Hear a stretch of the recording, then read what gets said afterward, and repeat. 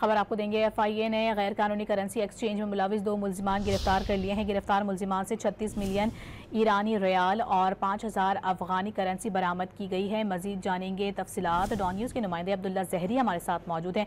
अब्दुल्ला, क्या तफसीलात बताएंगे इस कार्रवाई से मुतालिक?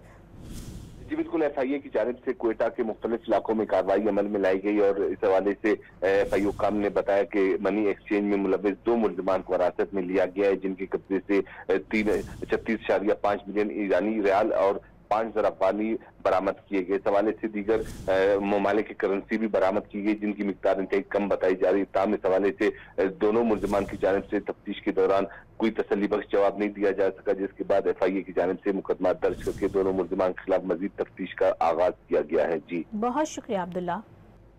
खबर आपको देंगे। FIA ने गैर कानूनी करेंसी एक्सचेंज में मुलविस 2 मुल्जिमान गिरफ्तार कर लिए हैं। गिरफ्तार मुल्जिमान से 36 मिलियन ईरानी रियाल और 5000 अफगानी करेंसी बरामद की गई है। मजीद जानेंगे तफसीलात। डॉन न्यूज़ के नुमाइंदे अब्दुल्ला जहरी हमारे साथ मौजूद हैं। अब्दुल्ला, क्या तफसीलात बताएंगे इस कार्रवाई से मुतालिक?